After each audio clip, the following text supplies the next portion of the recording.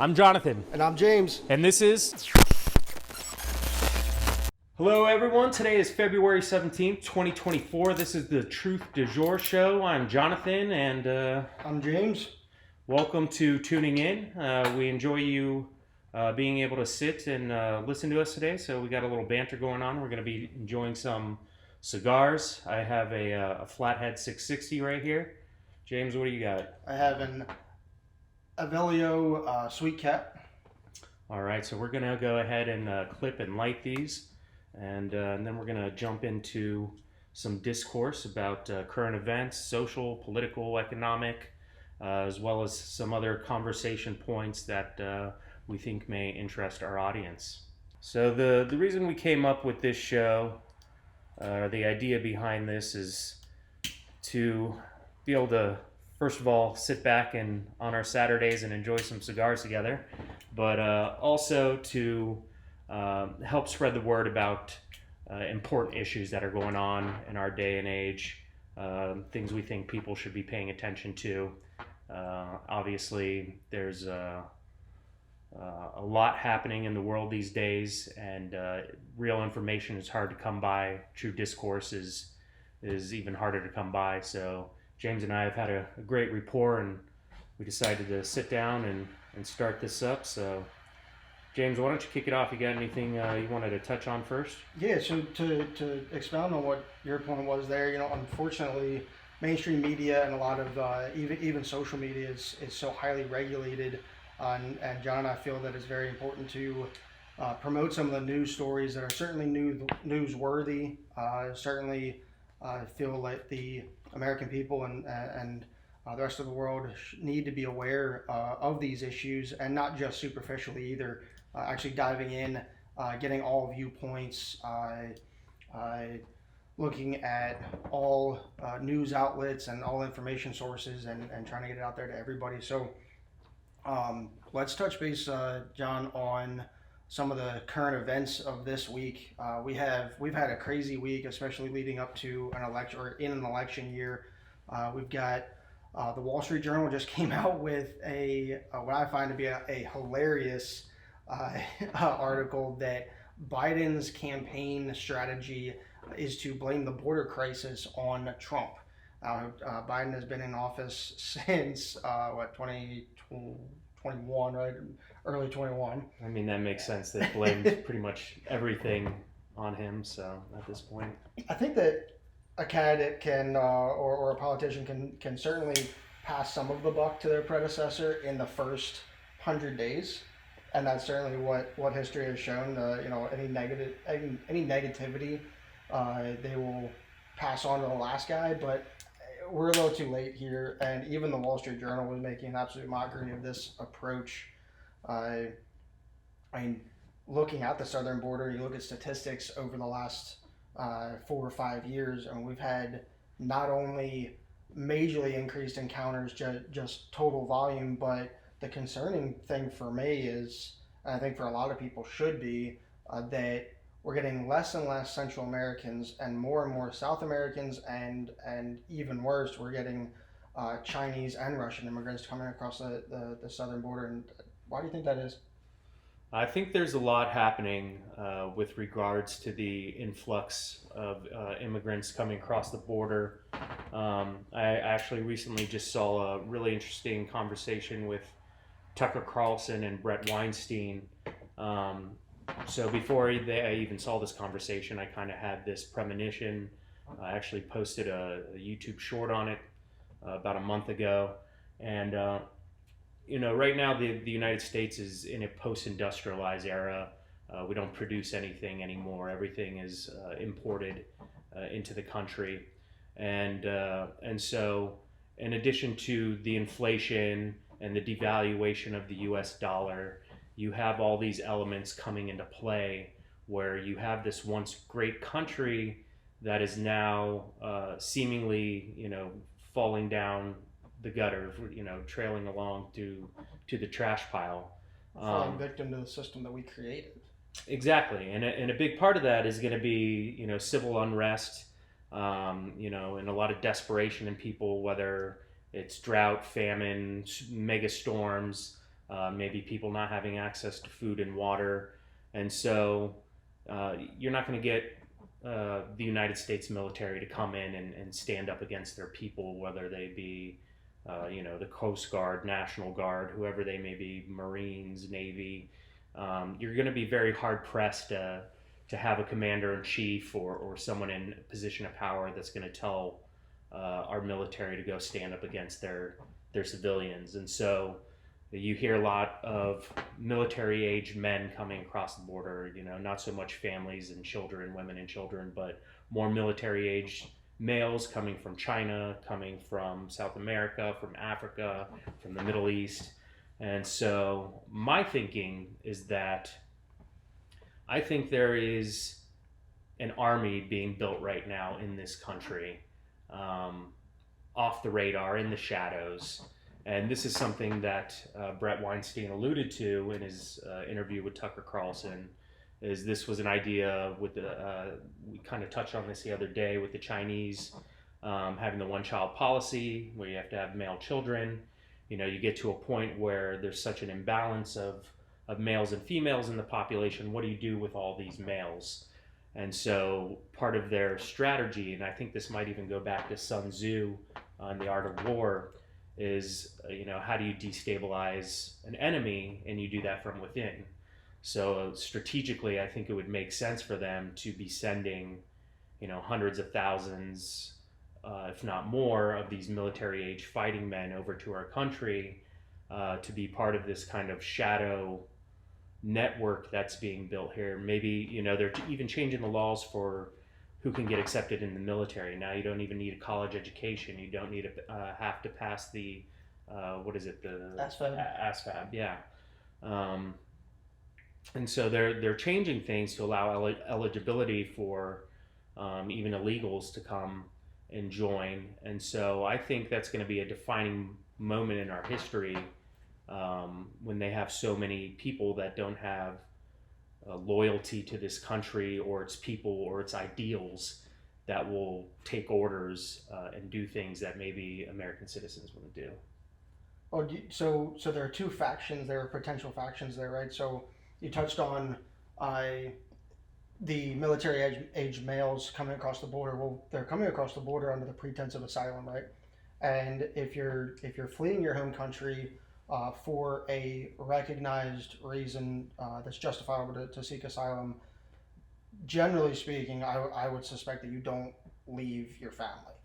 And if you do leave your family, you're a military age male coming across the southern border. You're not from Mexico. You're not even from Central America necessarily, and you're from Southern America. You're from other parts of the world as far away as Russia and China.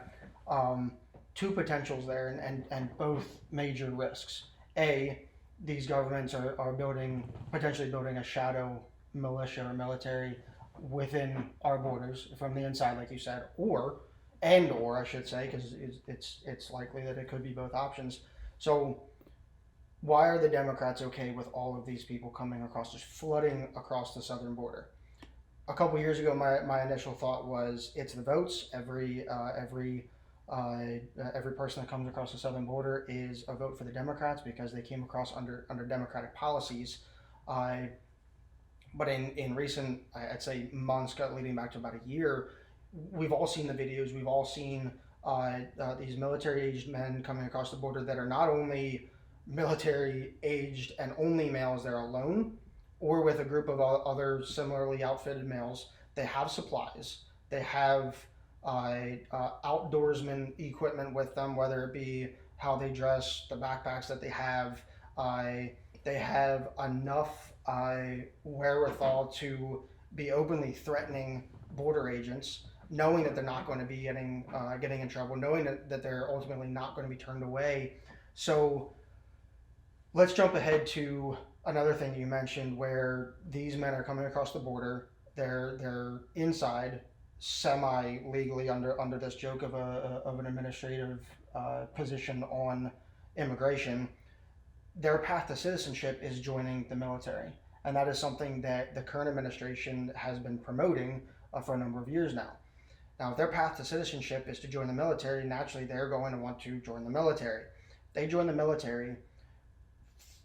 save for the American Civil War, Americans don't fight Americans, generally speaking.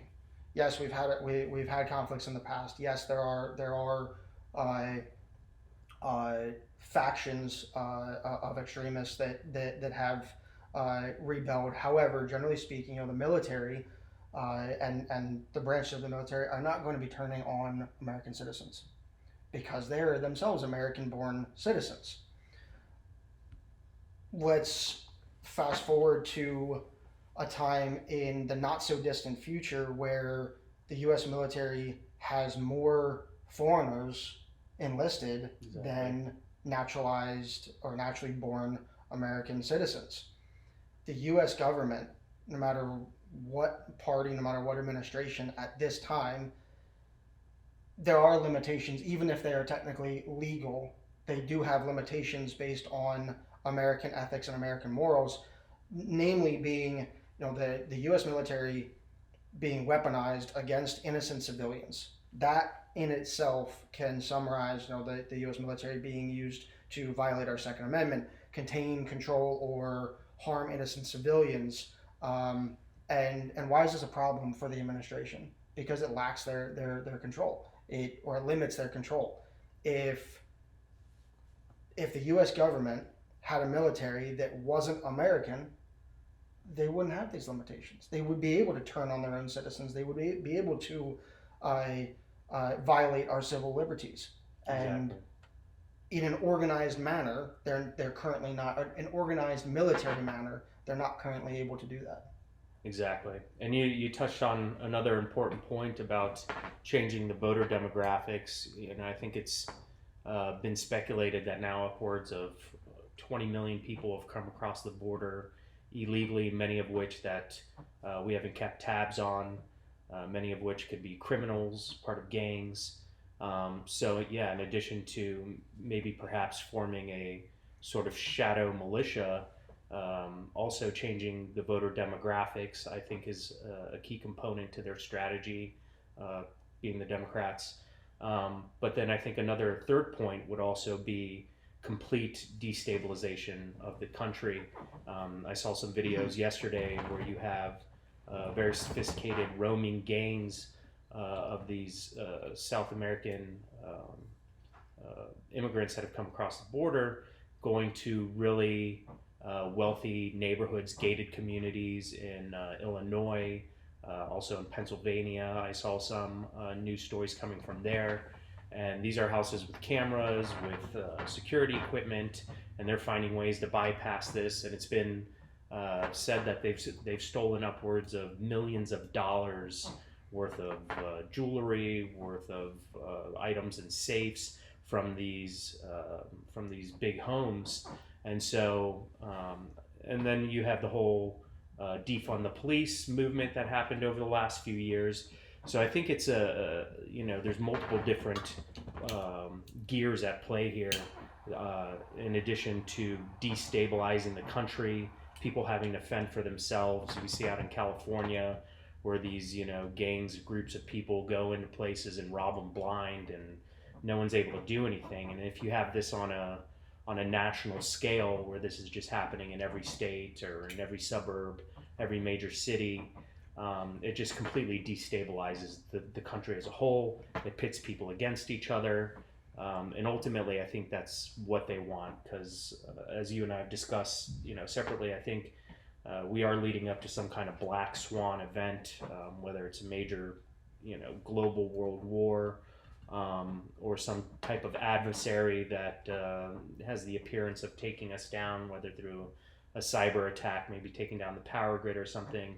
If you bundle that all together with, all this other, all these other things happening in the country, like it would just create total chaos. And I think ultimately, chaos is what they want to take a country down. So you touched on something interesting there, and that's the polarization of the American people and the political divide that we have currently. And I think over the last, I guess almost starting back at the Roger Stone era is when aggressive, negative publicity really took hold, and now that's so commonplace.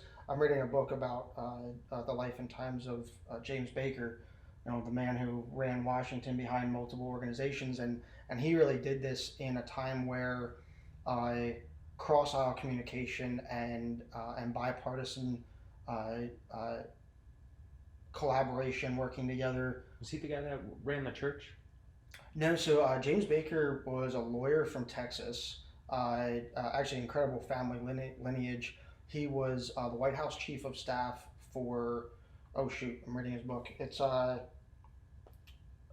Bush Senior, but he's played such a pivotal. No, I'm sorry, um, Bush, George W. Bush. I mean, but he's played such a pivotal role in so many different administrations. You hear about Donald Rumsfeld and Dick Cheney's influence on Ford's almost second term after Nixon's resignation, but behind the scenes, James Baker was there as well, really dictating most of the moves. Cheney and Baker had become very close and working very well together. I think a lot of the media focus on things like documentaries like Vice about Dick Cheney. That's because he ultimately went on to be an elected official, whereas James Baker did not. He did pursue an elected official position in Texas as the Texas Attorney General, but most of his calling, most of his life's work was all done behind the scenes. But he and the administrations of that time, especially the very successful administrations of that time, had put their focus into bipartisanship and working together and overcoming differences. And the difference was campaigning versus governing was done very differently. People that were very good campaigners weren't necessarily good governors or elected officials in the end, because they were so focused on going against their political opponent. But then when you get into office, your strategy has to change. You have to reach across the aisle. The best thing about the United States is the checks and balances system, where just because you won the election doesn't mean you have authoritarian rule. You still have the checks and balances in place, and unfortunately, that era of governance, that era of policy making has escaped us, and it's gone to such the extreme of the Roger Stone approach of just vilify your opponent, that I think in recent years politicians have seen that it's too far gone to go back to the other way. So they've developed the system that you were just touching on of, okay, if we go even farther to the extreme, away from bipartisanship, more towards divide, and we get the American people to divide with us, and they're so focused on their infighting that now we can do whatever we want. We're so focused on the he said, she said of the last and brightest and most shining news story that we really miss everything else that's going on behind the scenes. And it's unfortunate because so many of the mainstream news channels, they either don't have the bandwidth to capture everything that's really going on, or they're so politicized like CNN that they don't want to. Yeah, they're captured and complicit. Exactly. And I think for a long time the media has been the propaganda arm of the military-industrial complex. They're the ones that sell us on the major wars. They're the one that sold us on the COVID pandemic. And I think it's very dangerous for people who still wholeheartedly engage and trust these mainstream narratives. I'm sure you've seen the videos where they're kind of all reading from the same script, and it like collages like 50 different. Oh yeah, what was that word that they were using? It was just such a. They did it recently too with Trump. So whatever they were all scripted to say the exact same word. It was a word that you just would not use in normal language. No newscaster had used this word in probably ever. I'll have to look it up and see what it was, but it showed like 10 or 15 different news anchors using that exact word to describe. Oh, it was same story. Yeah, it was the The special counsel's report Yeah, describing it wasn't erroneous. What were they using? It was I know what term. I yeah. just I'll saw have to it. look it up. But But even before that, they had one for, I believe, COVID, where they were saying, do not, you only trust the WEF and the CDC, and that it's dangerous to, explore other avenues of thought, basically. And yeah, they all yeah. read from the same exact script. Um, These are the leaders of the free world. You'd think they'd be better at writing the script at this Propagandizing. point, right? They have Mix it up a little the bit. most advanced technology in human Like history. use a thesaurus once in a while, and just if you're gonna tell a newscaster what to say, like, have him say good, have him say great at least. Mix it up a little bit. I mean, I know the general public is really not that thoughtful or intelligent, but it's like they're not even trying. It's like they really just think every single one of us is an idiot or a peon that is just going to believe whatever they push across the airwaves. And so I think so many people have woken up to the fact that these people are just shilling for big corporate interests and in the military industrial complex, the pharmaceutical industrial complex, and it just shows in their ratings. They're all suffering. Joe Rogan has the biggest show in history. I mean, his views demolish mainstream media. Absolutely. And something else you touched on, checks and balances. I think we've seen a steady erosion of those checks and balances, especially in this country over the last few decades. Now we have this uniparty that just seems to, um, you know, unilaterally align with whatever the objective is. They don't go through the checks and balances, whether it's, like we just sent 98 billion with aid package with like 60 billion going to Ukraine, Yep. 30 billion or something going to Israel. But there was no real checks and balances on that. And nothing to the southern border. Yeah. By the way. Yeah, pennies. But they just get on the news and they declare this is for, it's a national emergency. It's to protect our interests. It's about saving Western democracy, and they just have these talking points that are just total bullshit. It's about the earmarks. Yeah, They don't get approval from Congress anymore. They don't get approval from the people. They just act on their own accord, and it's runaway, rampant corruption. I think again a lot of that is to distract us from what is really going on, and whether or not the Ukraine bill is one of the things that they were trying to distract us from. But there are so many things every day that's just blasted on the news, and you touched on the American people. I think the vast majority of Americans and also legal citizen or legal immigrants living in the U.S. are smart enough to see through this if they had the right information, if they had the right avenues to that information. With look at every totalitarian government in the world and throughout history, their first and main objective is to control the narrative, and to control the narrative, you have to control media. And luckily, I think there are almost no benefits to the social media age or the cell phone age. Almost no benefits. And you look at the nuclear family; it has been destroyed because of the cell phone, because of your ability to connect with so many people outside of the people that are right in front of you. But the one good thing about social media, about the global connectivity that you can have, as long as you're cognizant of the algorithms that do prevent you from certain functions, is that you do have access, at least in the U.S., you have access to multiple viewpoints, multiple sides, and unfortunately, multiple truths that you have to go down those rabbit holes and chase the truth on your own. You can no longer rely on the 7 o'clock news. But out of all the negatives, there is that one positive, is that connectivity. But the evil of the world and the totalitarian tendencies of every leader across every country, they're getting smarter. They're getting farther and farther ahead of the masses. The masses being you and me, all of us. Being able to do our own research, find out our own facts, and everything that's going on in the world. I truly believe that the only way, especially with international issues and domestic issues as well. The only way to really know is to go there and see it for yourself.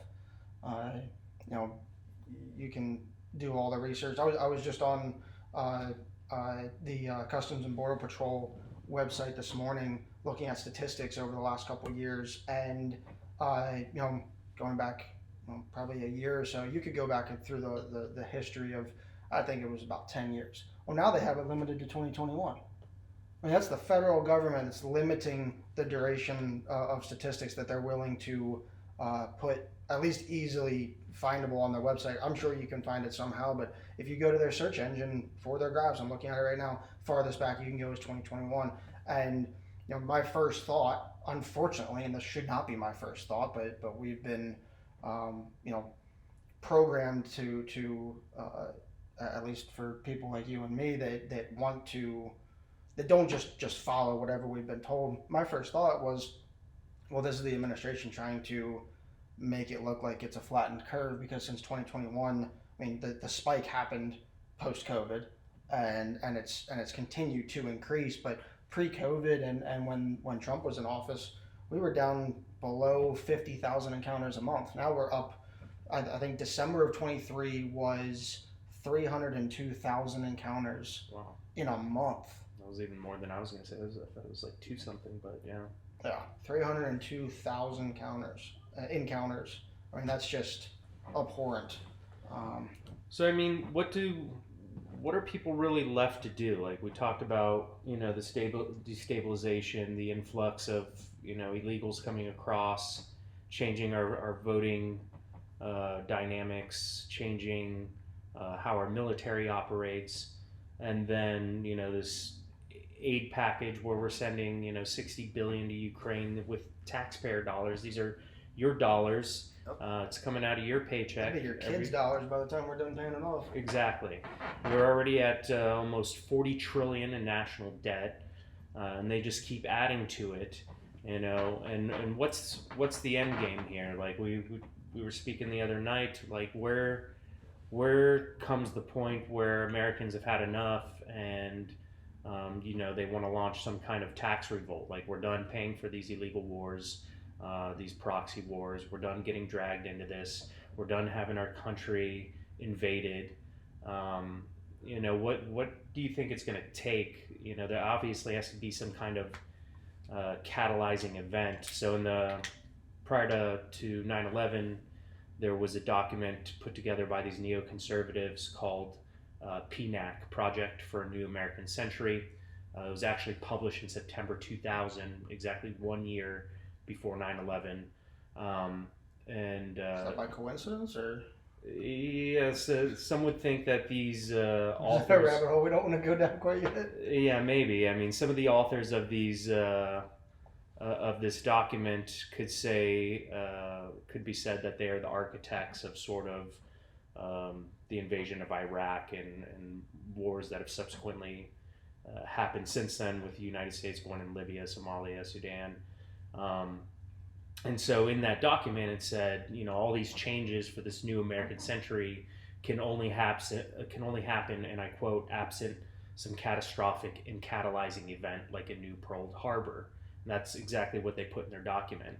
And I think the United States has almost gotten to a point like that again. You have all these different things going on. And so I think they're planning for some event that's going to, create shock and awe, where they can mobilize the next arm of their plan, basically. Wasn't that what they called the invasion of Iraq, shock and awe? Exactly. The first one, it'll be 20 some odd years ago. But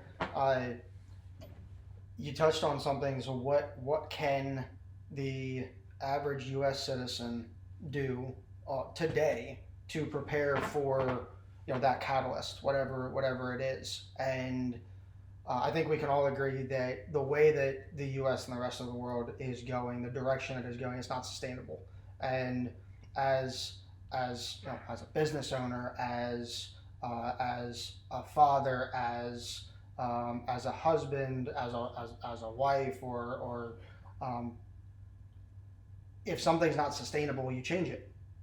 whatever that may be. If it's your parenting, if it's the way you're driving, if it's the way your career is going, if it's not sustainable, you change it. Well, the U.S. government, and I shouldn't just pinpoint it on the U.S. The world is going in an unsustainable direction, and nothing is changing it. All these policies, everything that we're doing, is exacerbating the issue, or the many issues. So I think we do need to do a full segment on what uh, every individual can do starting today that can change the potential outcome of a catastrophic event or whatever catalyst it is, whether it's political, financial. I mean, everything that's going on with cryptocurrency. We see all of these demonstrative movies that are made of zombie apocalypses and stuff. But what if our apocalypse in the 21st century is financial? What if it's not control, physical control? What if it's monetary control, which is, I mean, ultimately easier, probably cheaper, and much more dangerous to the everyday person. And I think some of what you previously spoke to me about was, you touched on the U.S. dollar, and you also mentioned, about BRICS, the BRICS nations: Brazil, Russia, India, China, South Africa. So why don't we talk a little bit about the alliances being formed and the shifting power dynamics in the overall scheme of things. Sure. So it's scary. I'll just be frank. It's scary that the world superpowers, being U.S., China, and Russia, going back a couple of years, they had been pretty separated from each other. There was not necessarily a balance of power, but there was a plateau of escalation, and now we see Russia and China together in alliances such as BRICS, together in financial and legislative discussions and decisions. China was an early supporter of the Ukraine war on the Russia side, and when we had the balance of power, or the relative stagnation of power escalation a couple of years ago between Russia, China, and the U.S., we were a lot safer than the world is now, where you have two of those superpowers definitely dealing together behind closed doors. We'd be blind to not see the writing on the wall with things such as BRICS. Now, BRICS goes back to all the way to 2001, but BRICS, consisting of Brazil, Russia, India, China, and later South Africa. I don't know what year South Africa was added to that. We'd be blind to not see that there is a change in the world order through economy, and the fastest way to control somebody is to control their money. Yeah. The first thing you do when an employee isn't performing is you dock their pay. Well, you dock the world's pay, and you desecrate the world's economy by segregating different events and impacts. You gain total control, and I don't think that something like BRICS, where all of a sudden Brazil, Russia, India, China, and South Africa are going to get together and dominate the world, but organizations and alliances like this certainly empower China and Russia, and as our largest and most powerful adversaries at this time, that's a huge danger to the West. Yeah, absolutely. And I think a lot of this started happening in the 1970s. It was 1971 when the U.S. abandoned the gold standard to curb inflation, prevent foreign nations from overburdening the system and redeeming their dollars for gold. So at the time, I think it was actually France, if I'm not mistaken, that was initially doing all their trade in U.S. dollars, whether it was for wine or champagne or cheese at the time. And they went in to redeem a lot of gold. and the U.S. didn't have the gold on hand, and so I think it was around that time, 1971, where we got off the gold standard, and that's when I think we really start to saw a climb in inflation, where you have this fiat currency that's no longer backed by anything except for the might of the United States military. And I think a lot of these nations, China, Russia, Iran, Brazil, have come to see that the only thing backing the dollar as the world reserve currency is our military, and with even our military becoming systematically destabilized, and they're suffering with recruitment numbers. They have this whole diversity, equity, inclusion policy that totally steers away from what the military should be. And I think it's just culminating to a point where these countries, some of them like India and China with populations almost 10 times ours, are coming to a point where they're not going to let the United States dictate their futures anymore. They're not going to trade natural resources for the U.S. dollar anymore. And I think that's why you see this growing shift of countries joining BRICS and other alliances to steer away from this toxic debt, this toxic ideology that's been perpetuated for the last 40, 50 years. So I think it's definitely a brave new world that we're entering, where these alliances are being formed. When did they start? You said they started in 2001? So BRIC started in 2001, but at that time it was just BRIC. South Africa joined, oh shoot, I want to say I read 2003, but I could be wrong. I mean, it's similar with the G7. It started out as the G6. Originally Canada was not a member. And correct me if I'm wrong, but the G7, they were the first adopters of, it was all based on GDP, but they were the early adopters of basing global trade on the U.S. dollar, right?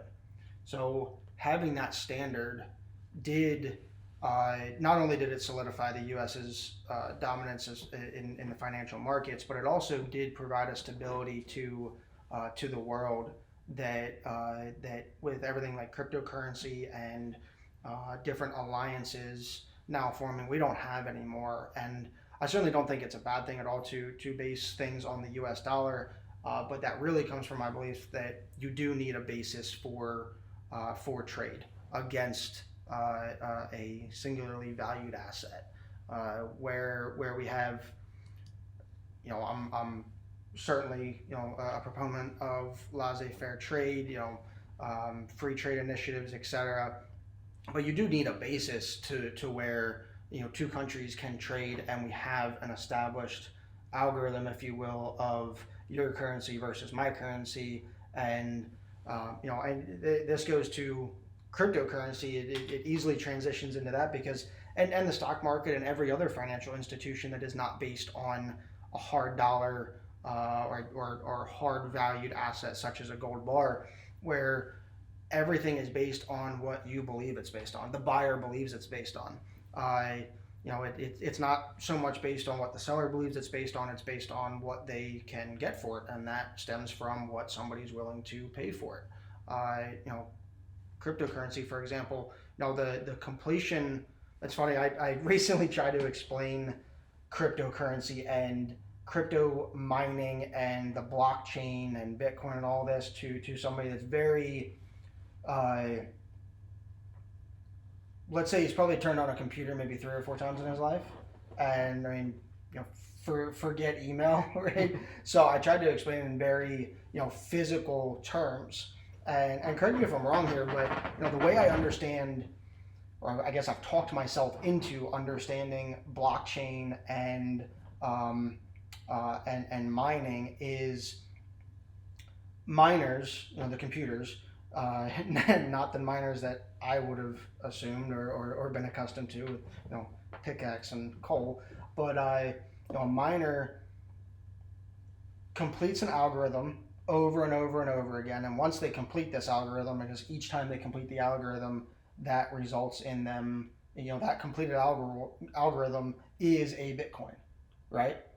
Am I on the right track there? I wouldn't even know. Okay, so maybe some of the viewers can help me understand this, but my understanding of the blockchain is computer creates an algorithm or completes an algorithm, and once that algorithm is completed, that completed algorithm equals, in this case, a Bitcoin or an Ethereum or whatever other coin. So different algorithms create different coins. Talking about Bitcoin, the end result of that completed algorithm, let's call it just a completed math problem, doesn't have any value by itself. Has absolutely zero value. I can't trade it for anything. The only reason that I could use that to trade is, say I'm selling it to you, it's your belief that that completed algorithm holds a value in it. And it easily relates, and for me it was very difficult to understand, okay, an intangible asset has value. That does not make sense to me. I come from a very blue collar background. You build something, it's physical, it's there, you can touch it, it's tangible. These intangible assets, such as a Bitcoin, I really struggled to see how that held any monetary value at all. And I finally understood that, similar to, say, a welder in a shop, he takes all these scrap pieces of metal and he makes this giant chain out of them, 2 stories tall. It's just welded together, a bunch of scrap pieces of metal. Well, what he put into that is, well, first of all, this giant piece of metal, it's ugly, nobody wants it. Why would anybody want just some random piece of metal? What he put into that, and this goes back to Bitcoin being created out of nothing. Well, it's not necessarily created out of nothing. It's created out of the power that's generated by the computers, and the computers actually completing this algorithm and completing a finished blockchain, or adding a chain to the blockchain, or however it's termed. Neither the blockchain completed algorithm, which is now called a Bitcoin, nor the welder's ugly mess of giant pieces welded together have any inherent value by themselves. True. It is strictly based on what somebody will buy it for. And the collective belief that Bitcoin is worth anything is the only reason it is worth anything. Exactly. And it's the value people give it. But it goes back to control. You're controlling what people believe. You have to control what people believe, otherwise these things have no value. And without inherent value, I mean, if you think about it, what does have inherent value? Very few things. I'm very wary of Bitcoin. The whole story of its creator. What is his name? Kobayashi or something. Oh, you have to expound on that, because I am ignorant to that part. And you had this big pushback by the banks and things like this in the beginning, because it's decentralized, they can't control it. But now you see a lot of them adding it to their portfolios, like JP Morgan. There was this huge initial pushback, but now there's this acceptance of it. And so it just kind of seems like some kind of game that somebody's playing. Like, I feel like this is some kind of like NSA tool. I don't know. I could be totally off point, totally wrong, but be interested to hear what the audience has to say. If you want to educate us, leave some comments in the video. We'd love to be more informed about this subject, and how it could, hedge against inflation, or the dollar, and be a viable alternative currency for people out there looking for something like that. I think there's a lot of pros and cons to a decentralized currency. Con would be, under a trustworthy system, it's decentralized and unregulated. Pro, under an untrustworthy and negative system or oppressive system, it provides financial security, but the whole system being based on decentralization, and conversely the banking system being focused on centralization, and where it is decentralized, it's highly regulated and controlled, it does open the floodgates to illicit trade, And Exactly. unfortunately, and this is something that a lot of our discussions have come back to, when we met up the other night, uh, every basis, every system, every institution has the ability to be good. Every totalitarian government has the ability to be good. Every senator, every House representative, every president of the U.S. has the ability to be good. Every business owner, it's human nature to be self-serving. It's human nature to, evil is part of human nature. So even the best systems that are controlled by people, because everything is controlled by somebody somewhere, even the best and most regulated and the most checked and balanced system there is still is subject to human intention. Yeah. And I think that's why you're seeing now adoption from the larger banks and things like that wanting to be involved, is because, I think the only way they know how to wrangle this in is to adopt it and ultimately Control and be part of it. impose some sort of control over it. So I don't know how far away we are from something like that, but it's definitely interesting. I actually wanted to touch again. We were talking about the border. Did you hear earlier this week the House voted to impeach Anthony Mayorkas? Oh yeah. Yeah, which is a really big story. He's the first time in 150 years. He's a what is he, Chief of Department of Justice or something? He's Homeland Security. Homeland Security. So Yeah. who was the last guy? I don't I'll have to recall. look that up. We can look it up real quick. But first time in 150 years, Department Chief of Homeland Security had been impeached. It was passed by the House. Unlikely to make it through the Senate. But I agree with this move. I don't know how you feel about it, but I think he's done a horrible job at protecting our border and our country. And I think it was a move that has long been overdue.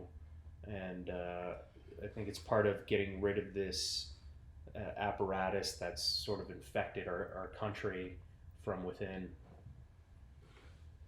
What to know about the Mayorkas impeachment and what comes next? Let's see. Mayorkas was impeached on Tuesday. What was that? The 13th, 14th, something like that. Let's see. Wow, I do recall this. It was 214 to 213 vote. And they did a vote the week before. That just fell short. I think one of the senators was battling cancer and he was out for treatment, and they missed the impeachment vote by one vote. But now that he was back, and came back from chemo to came back, and voted, and I believe maybe one other person might have swung that vote also because it was so neck and neck.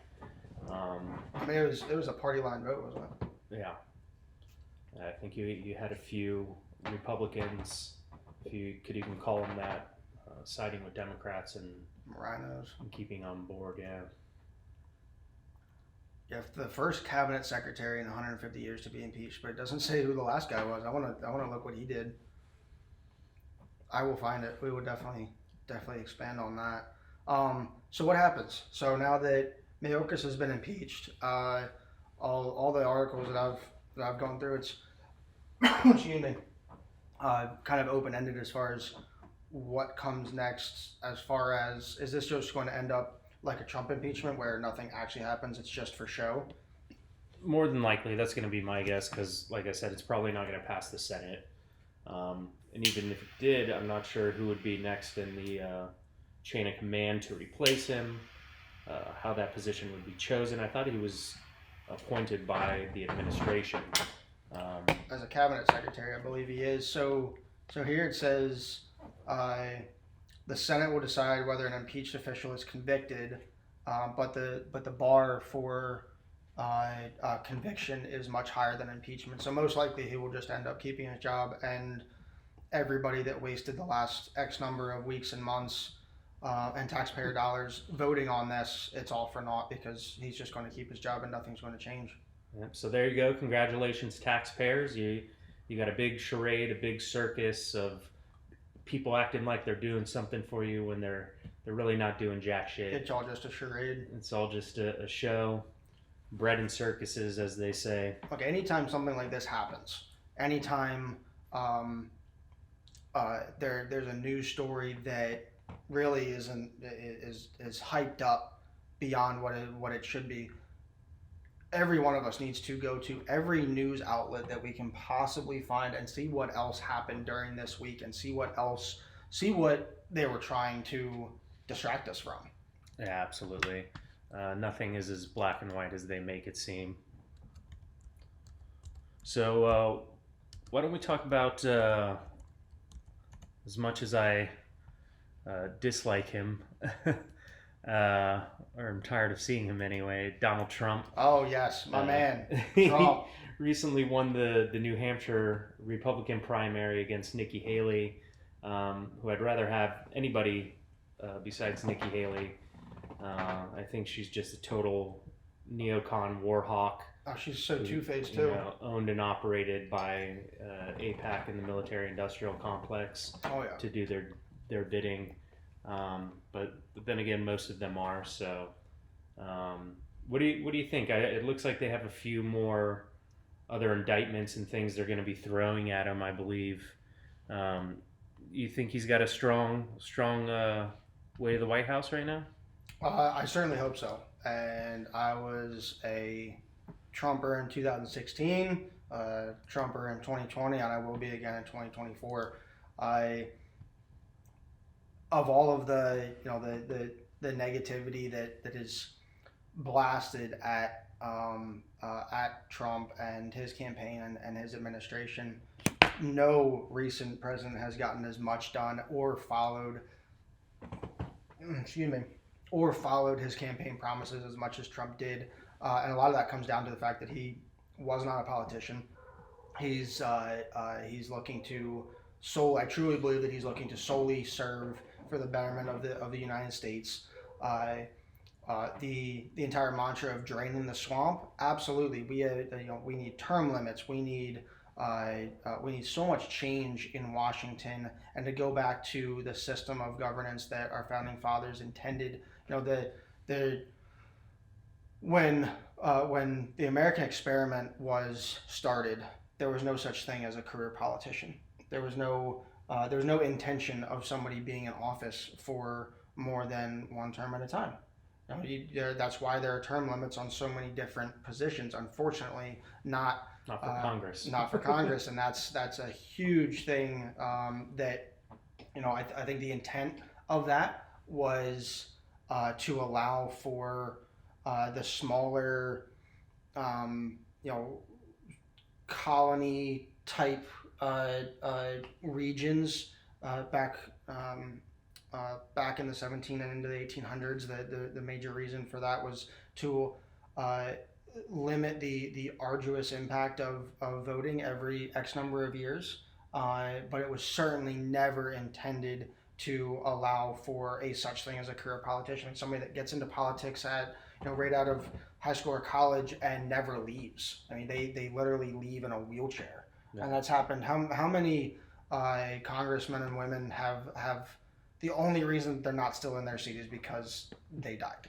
And there's Nancy Pelosi of natural causes, almost dead. Dianne Feinstein, who what was she in her 90s just now when she left Congress earlier this year? I mean, it's really ridiculous that they allow these people to go on. That we allow these people to continue on destroying our country. That there needs to be.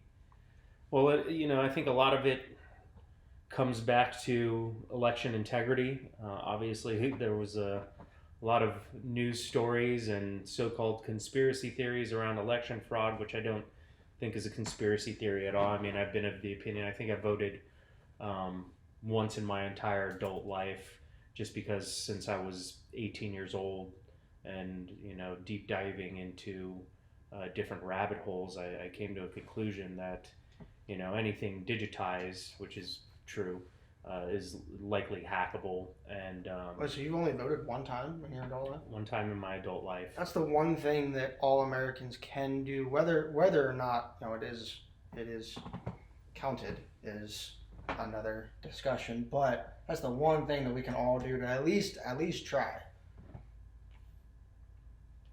I mean, it makes sense, but if it were more balanced, if there was more transparency, like especially nowadays with the advent of technology, we're just talking about blockchain. Why isn't there some sort of national app or apparatus where you have to verify your identity either through passport, driver's license, multiple different checks on who you are, your citizenship, your identification, and then have some sort of blockchain based mobile app that allows people to vote, see their vote, make sure it hasn't changed, and then also track everybody else voting. This doesn't just have to be for presidential elections. It could be for all elections. It could be for legislation being passed. How constituents want to communicate with their representatives. They could do polls on such a program to see how a constituent would vote for a certain piece of legislation. I think ultimately this is something that we need to provide more transparency, but also accountability for so-called representatives that we're electing. But back to a little bit of a tangent there, back to the election. They have these events in Las Vegas every year. What are they called? It'll come back to me.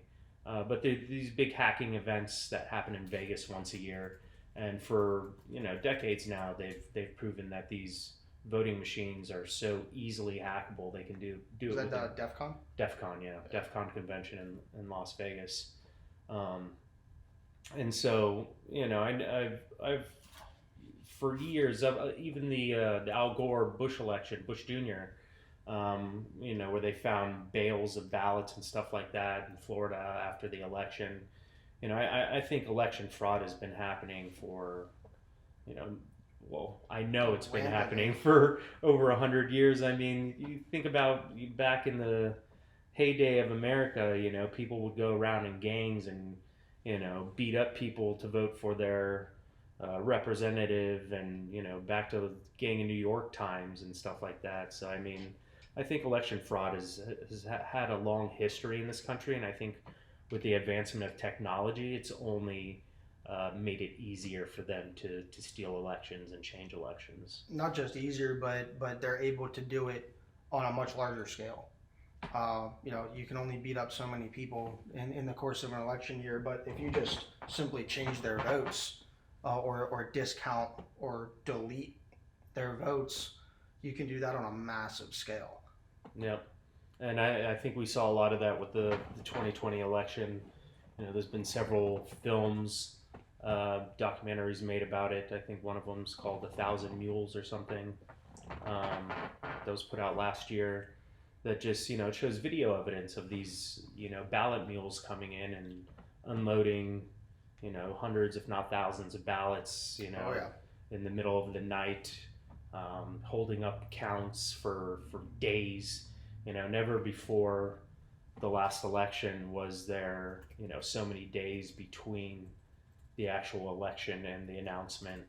And then the number of people that supposedly voted for Joe Biden outnumber the number of people in some jurisdictions and districts, and it just really makes no sense. And I think it's really important for people to pay attention to these intricacies, unless they want to continue living in a banana republic where they have this charade of a political system that continues to steal from them and destabilize their country. I mean, it's really up to you guys. I've had enough. I think we all have had enough. It's about what we can do on a day-to-day basis or an everyday basis to counteract what is being shoved down our throats. So you brought up the election. Let's call it election interference. Call it what it was. Election, the lack of election integrity. So the states that faced the most controversy, recounts, audits were Georgia, Wisconsin, Arizona, and Pennsylvania. And swing states include Wisconsin, Pennsylvania, Georgia, and what was the other one? Arizona. So they're all swing states. None of these were in. Naturally, yes, understood because swing states the votes are tend to be a lot closer. However, these were states that the election results were contingent upon, and needing to have recounts in those states is a direct implication of something not having been done properly in the original counts. It used to be candidates would spend more times in swing states trying to get votes, and that was representative of their belief in a fair and equitable election. They're actually trying to get you to turn out and vote. You don't see nearly as much of that anymore. Now it's grandstanding on a national level, and the swing states, they'll just do it fraudulently. Yeah, I agree. And I think that's what goes back to the importance of having some sort of decentralized platform application where people can vote from the comforts of their home, but you have, multiple checks on identification, who these people are, and also verifying who they say they are, but then giving everybody the ability. Some people are elderly, maybe they can't make it out of the polls. Maybe younger generations, 18 to 25, 6-year-olds may not feel the need to go stand in line and vote somewhere. But if you had an easy way, and I think the reason why we don't have that is because it would provide transparency and accountability, and that's something the powers that be don't want us to have. So I think it's time for people to start pushing for something like this to happen. I actually wanted to come up with a platform like this, and when I started going through all the different legal loopholes I would have to jump through to create such a product, it was really daunting, and you'd essentially be challenging the powers that be. Well, that's what we all need to do, though, is challenge the powers that be. So you're definitely onto something there. And I didn't mean to cut you off, but you mentioned, for example, I bought this cigar. What was it when we were there yesterday, the day before? How do you like that? So I personally like a very bland cigar. I don't like a lot of flavor. I don't like sweet. I don't like bold. I just something to. Seems to be the opposite reason why people smoke cigars. It is flavor. It is. Yep. I mean, for this will show you how much I know about cigars. I didn't even know how to pronounce this name when you asked me what it was. Avelio, an Avelio sweet cap. No idea what that means. Not sure what a sweet cap means, but I do enjoy cigars. I tend to go towards, like I said, just the bland, cheap cigars. I do prefer them. I bought a cigar a couple days ago, and of course with a credit card.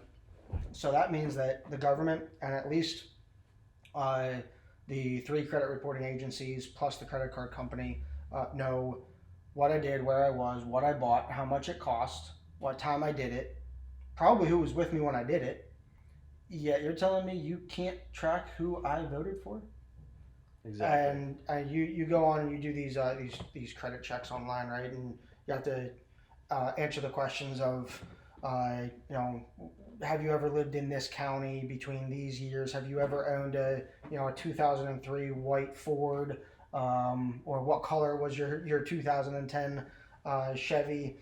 And that goes back to, okay, they have all of this information. That's a private company asking me these security questions, but that's that private company protecting their knowledge base and their access to their systems, so that you can't go on and fill out my application and vice versa. If a private company can do that, and that private company is likely based in the U.S., even if it's not, the technology is out there, the capability is out there. But exactly what you just said, if they had those checks and balances, if they had the limitations on election interference, then they couldn't interfere with our elections.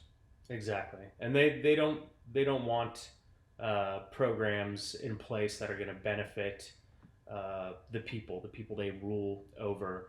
And this kind of links back to what we were speaking about earlier about Bitcoin and cryptocurrency, which is the central bank digital currency, CBDC.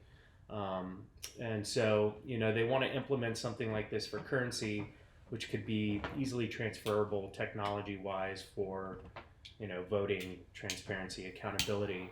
But then with the CBDC, it's really about, total control. What you were just mentioning about how they can pull up all these data points on you on, what kind of vehicle you have, where you've been, and so with the CBDC, I think that's about utter and total control, where they can see what you purchase, know what you purchase, where you purchase it, but also control what you purchase, and link that to different agendas they have, like diversity, equity, inclusion, DEI, but also what is it, climate change. So a big thing now, my buddy actually called me the other day. He has a buddy that works in the airlines, and he had seen a printout, a document coming from the airline that was showing like the carbon allotment, how much was used for the flight, how much breaks down to per person per flight. And I think this is ultimately going to be transfused or infused into the CBDC, where you're allotted a certain amount of carbon footprint for the year. So you, as an individual flying, you like if you use public transportation now, that's going to be counted against you in your carbon footprint. Exactly, or maybe even for cigars. Say your health insurance provider is linked to this also, this program, and they see that you went and bought cigars, so maybe you have to pay more for your insurance because Blue Cross Blue Shield isn't watching this. And this is not made up. These are in documents you could go to the World Economic Forum website, which I really want to do a deep dive on in a later episode.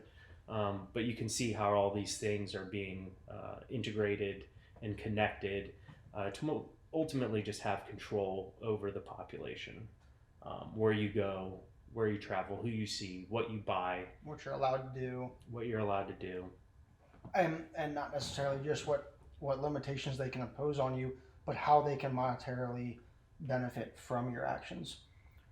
And you go back to the cigar thing. If I think the first rollout in any of these potential control applications is going to be the monetization of it. It's going to be how can the man, let's say, whoever the controlling entity is, whether it's your insurance, whether it's the government, whether it's any private corporation, how can they monetarily benefit from it? They've already found out a myriad of ways to monetarily benefit from just access to your information. Just sharing your information has a value to it. Exactly. And that goes to what you are much more versed on than I am, but the UCC connection, right? And we'll have to do a later episode on maybe I can get caught up and educated on all that, and we'll do a deep dive into that as well. Yeah, totally. With a lot of different things that we want to cover in these episodes. There's a lot of news happening this week that we didn't even get a chance to touch on. But, as we go forward, we'd like to hear from the audience a little bit more about what you want to hear about, and how we can bring these stories to you, whether it be natural or current events, social, economic, political, or if you just want to hear more about, sovereign citizenry is what we were just actually discussing, the uniform commercial codes, maritime law, things like that. But anything else you think we should touch on before we wrap this? And I'm good. The only thing I wanted to bring up, and I think this was my favorite thing that happened this week, is Vladimir Putin endorsing President Biden for the 2024 election. I just think that is the best thing that could have happened to Trump's candidacy, and I hope that they capitalize on it. I hope that his campaign finds a line that they can utilize this for, and really expound on the fact that one of our biggest foreign adversaries has endorsed a presidential candidate. I think that's That's not only funny, but it's scary. It's interesting. I think we all need to have some inflection on what that really means for how the world views the Biden administration. Yeah, absolutely. And you saw that that was in the Tucker Putin interview, right? You Oh, watched that? I did not see the whole thing. Unfortunately, I really do need to, but it was. I think I saw it on the Guardian afterwards. Was a couple highlights of it, and that was one of the biggest. I'm sure it was heavily slanted coming from a mainstream outlet, but yeah, I think Yes, yes. it's on tuckercarlson.com. It's also on probably his X page, formerly Twitter. But yeah, definitely worth watching. There's a lot of drawn on conversation about the history of Russia. I think he did like 45. Putin did 45 minutes in the history of Russia before, during, and after World War One, two, and so on.